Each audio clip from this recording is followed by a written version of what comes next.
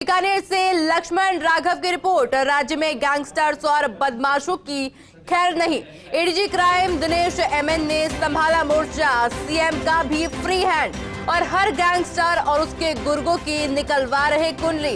रंगदारी, धमकी और चौथ वसूली पर एडीजी का जीरो टॉलरेंस। पुराने मामले में भी दिनेश एमएन के निर्देश पर दर्ज हो रही एफआईआर। अब बीकानेर में नवंबर 2022 का एक मामला दर्ज हुआ और ऐसे में नया शहर एसएचओ वेदपाल कर रहे अब इस मामले की पड़ताल। ऋतिक बॉक्सर के नाम पर गुर्गों से अधिवक्ता को धमकाकर मांगे थे 4 लाख।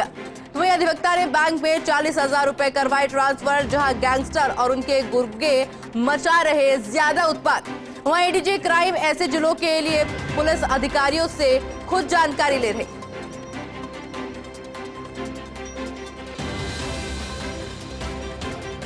और इस खबर पर अधिक जानकारी के लिए हमारे साथ हमारे सहयोगी लक्ष्मण राघव हमारे साथ जुड़ चुके हैं। लक्ष्मण, देखिए जिस तरह से अब तस्वीरें सामने आ रही है, मामले सामने आ रहे हैं, देखा जा सकता है कि जो प्रशासन है बहुत ज्यादा कह सकते हैं कि एक्टिव मोड में आ चुका है। देखिए आयुषी बिल्कुल ठीक कह रहे हैं। पिछले कुछ सालों में राजस्थान में गैंगस्टर्स जिस तरह से उत्पात मचा रहे हैं, रंगदारी, चोट वसूली, फायरिंग, धमकियां सोशल मीडिया पर, उसके बाद जो है अपने आप को अपडेट करना, इन तमाम चीजों के बाद आप जानते हैं एडीजी क्राइम की जिम्मेदारी दिनेश एमएन को दी गई। एक ऐसे आईपीएस ऑफिसर हैं जो एसीबी में रहे तो भी चर्चा में रहे और इस तरह के ऑफिसर माने जाते हैं जो फ्रंट लीड करते हैं। तो दरअसल वो लगातार जब से उन्होंने संभाला है पदभार, यहाँ तक थाना अधिकारियों से भी खुद फीडबैक ले रहे हैं। तमाम उन जिलों पर फोकस है जहाँ पर गैंगस्टर जो है ज्यादा है। खासतौर पर अगर हम बात करें बीकानेर, हनुमानगढ़, गंगानगर, इस तरफ जो लॉरेंस बिश्नोई के गुर्गे बहुत सक्रिय हैं। तो ऐसे पुराने मामले जो किन्हीं वजहों से उस वक्त दर्ज क्यों नहीं हुए या कराए नहीं गए, डर कर नहीं कराए लोगों ने, तो उनको मोटिवेट किया जा रहा है और मुकदमे दर्ज करवाकर कार्रवाई हो रही है। अब आप स्क्रीनशॉट देख पा रहे होंगे, 4 लाख मांगे गए अधिवक्ता जैसे व्यक्ति से, फिर 40,000 ट्रांसफर कर दिए गए। अब ये मामला जो है नवंबर 2022 का है, लेकिन अब जो है इस पर एफआईआर हुई है और इसकी पड़ताल की जा रही है। ऐसा ही और इस खबर पर अधिक जानकारी के लिए हमारे साथ दिनेश एमएन एडीजी क्राइम हमारे साथ में जुड़ चुके हैं। दिनेश जी, सबसे पहले तो आपका स्वागत है फर्स्ट इंडिया पर। और जिस तरह से लगातार कार्रवाई चल रही है, न सिर्फ नए केसेस को बल्कि पुराने केसेस को भी खंगाल कर शिकंजा कसा जा रहा है उन बदमाशों पर। हाँ ठीक है, अभी जो कुछ जहाँ भी हमें हमारे नॉलेज में आ रहा है कि पहले वारदात हुई थी, लेकिन किसी कारण से परिवादी को कॉन्फिडेंस शायद नहीं होगा, मुकदमा जहाँ दर्ज नहीं हुए थे, तो उनको बुला के हम लोग दर्ज करा रहे हैं और इनके जो बदमाश जो भी है एक्सटॉर्शन करते हैं, थ्रेटनिंग देते हैं, उनके खिलाफ हम कार्रवाई कर रहे हैं। दिनेश जी, जानना चाहेंगे कि जिस तरह से देखा जा सकता है कि साइबर क्राइम के तौर पर भी जो क्राइम है धीरे धीरे बढ़ते जा रहे हैं, गैंगस्टर्स बहुत ज्यादा एक्टिव हो रहे हैं, किस तरह से एक कह सकते हैं कि किस तरह से शिकंजा कसा जाता है, किस तरह से जो टीम है वो गठित की जाती है? नहीं, बेसिकली जो हम सबसे पहले आइडेंटिफाई कर रहे हैं इस तरह से गैंग्स कितने राजस्थान में एक्टिव है और उनकी क्या नेटवर्क है, किस तरह के इनके आखिरी आदमी तक इनको सपोर्ट करने वाले कौन है, इनको फेसबुक में लाइक करने वाले कौन है और इनके लिए गाड़ी उपलब्ध कराने वाले कौन है, इनके लिए पैसा भिजवाने वाले कौन है और इनके लिए फायरिंग करने वाले कौन है। इस तरह के हर तरह की जो आदमी इसमें गैंग्स में इन्वॉल्व है उनको हम आइडेंटिफाई कर रहे हैं और इनके खिलाफ जो केसेस में वांटेड है केसेस में अरेस्ट कर रहे हैं। केसेस में नहीं है जो अगर पुराने को जिन लोगों ने वारदात की है उनको ढूंढ के उसमें नए केसेस दर्ज कर रहे हैं और अगर ज्यादा बाहर आके भी बदमाशी कर रहे थे इनकी जमानत कैंसिल कराने के लिए भी हम लोग प्रयास कर रहे हैं। तो इस तरह से पुलिस जो लीगल वे में जो एक्शन ले सकती है वो पूरा इनके ऊपर ले रहे हैं। इसके अलावा इनके प्रॉपर्टी चिन्हित करके उसको भी हम आगे अटैच वगैरह कराने की कार्रवाई करेंगे। दिनेश जी, क्योंकि देखिए अभी जितने भी जो क्राइम से रिलेटेड गैंगस्टर्स ने जो भी क्राइम करे हैं, उनको क्या लगता है कि सोशल मीडिया पर वो लोग बहुत ज्यादा अपडेटेड रखने लग गए हैं, अपडेटेड चीजें आने लगी कि खुले के अंदर वो लोग वीडियो पोस्ट भी किए जाते हैं, उसके बाद अपना जुल्म भी कबूला जाता है। क्या लगता है पुलिस को इससे फायदा हुआ है कि पकड़ने में आसानी होती है या फिर मुश्किलें बढ़ी हैं पहले से? नहीं, इससे तो हमें पकड़ने में तो कोई आसान भी नहीं, मुश्किल भी नहीं है, लेकिन वो जो उस तरह से बोलते हैं वो एविडेंस उनके खिलाफ भी बढ़ा जाता है जी। केस में हमें और मजबूती से वो करना इजी हो जाता है और उनके लिए नुकसान ज्यादा है। बिल्कुल दिनेश, देखिए दिनेश जी, हमारे कई सारे दर्शक है जो भी आपको देख रहे हैं, उनके लिए एक संदेश और उन तमाम क्रिमिनल्स के लिए एक आपकी क्राइम ब्रांच की तरफ से, पुलिस प्रशासन की तरफ से एक संदेश देना चाहें।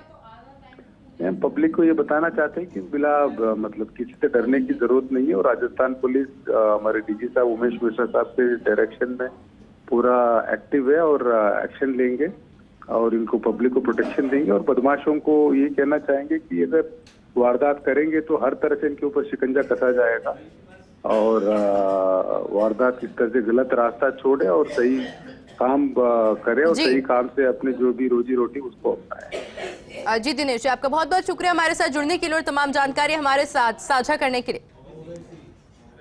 और हमारे साथ हमारे सहयोगी लक्ष्मण राघव हमारे साथ लगातार जुड़े हुए हैं। लक्ष्मण, किस तरह से क्राइम होते हैं आजकल, किस तरह के क्राइम ज्यादा हो रहे हैं और किस तरह से पुलिस का शिकंजा कसा जाता है? देखिए, निश्चित तौर पर आयुष जी, एडीजी दिनेश एमएन का जो मैसेज साफ था कि डीजी उमेश मिश्रा की अगुवाई में हम तमाम वो कदम उठा रहे हैं जो जरूरी है। खास बात ये है, देखिए, जो सबसे बड़ी बात एडीजी दिनेश एमएन ने कही है कि परिवादी भी हिम्मत नहीं जुटा पा रहे थे, क्योंकि जिस तरह से फायरिंग कर देते थे उनके प्रतिष्ठानों पर, कई मर्डर हुए, जी क्लब के बाद बाहर फायरिंग हुई, आपने देखा, इधर हनुमानगढ़ गंगानगर में ऐसे कई मामले आए। तो सबसे बड़ी बात थी कि पुलिस पर भरोसा तो था लेकिन डर कहीं ना कहीं ज्यादा था। अब दरअसल उस भरोसे को बढ़ाते हुए ये सुनिश्चित करते हुए कि परिवादियों को कोई दिक्कत नहीं होगी, मुझे लगता है डीजीपी उमेश मिश्रा और दिनेश एमएन की टीम ये काम कर रही है और दिनेश एमएन इसको खुद पर्सनली जो मॉनिटरिंग कर रहे हैं उसका असर है। मैं आपको जैसा बता रहा हूं कि 2022 का मामला दर्ज हुआ है, इसके बाद ये भी जानकारी दे रहा हूं कि अभी अभी जयपुर में भी एक मामला दर्ज करने की तैयारी है, एक बड़ा मामला है, वो भी इसी तरह से। सबसे बड़ी बात जो है, जो गैंगस्टर्स हैं वो तो बाहर है, आप जानते हैं, चाहे लोरेंस हो चाहे दूसरा कोई हो, लेकिन उनके जो गुर्गे हैं वो जिस तरह से काम कर रहे हैं, तो सबसे बड़ा काम जो पुलिस कर रही है, उनकी जमानतें खारिज हो, जो गुर्गे काम कर रहे हैं, इसके अलावा उनकी प्रॉपर्टी अटैच की जाए, उनको कौन गाड़ी मुहैया करा रहा है। तो दरअसल इस पर जरूर किसी बात की थी और हमसे पहले होना चाहिए था। निश्चित तौर पर ये कहीं ना कहीं फेलियर रहा है। अब इसका वजह कई हो सकती है, क्या लोकल स्तर पर कोई पॉलिटिकल प्रेशर था, ये तमाम चीजें हैं।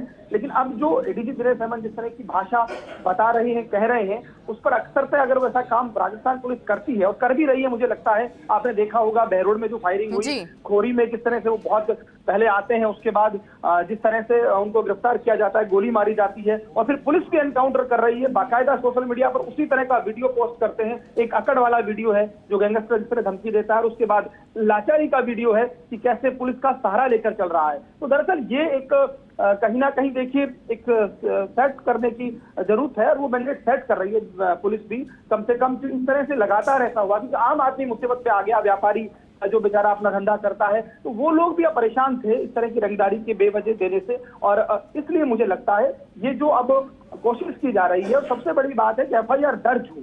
होता क्या है, बार बार ये बात आती है, एफआईआर दर्ज नहीं होती है तो गवाह ऑस्टाइल हो जाते हैं, उनको धमकियां मिलती हैं। तो इस पर एक पूरा बहुत ही फोकस तरीके से, मैनेज तरीके से पुलिस को जो काम करने की आवश्यकता है उस पर काम हो रहा है। और जैसा कि मैंने कहा कि एडीजी स्तर का अधिकारी जब खुद मॉनिटरिंग करे, थाना अधिकारी एसपी से खुद बात करे, तो मुझे लगता है उम्मीद जागती है। और राजस्थान क्योंकि हमेशा से अलग प्रदेश रहा है, थोड़ा शांत प्रदेश रहा है, हरियाणा पंजाब की तरह नहीं रहा, तो यदि मुख्यमंत्री के निर्देशन में डीजीपी और एडीजी इस तरह की कार्रवाई कर पाते हैं तो निश्चित तौर पर एक बड़ी राहत की बात है। जी लक्ष्मण, आपका बहुत बहुत शुक्रिया हमारे साथ जुड़ने के लिए और तमाम जानकारी हमारे साथ साझा करने के लिए।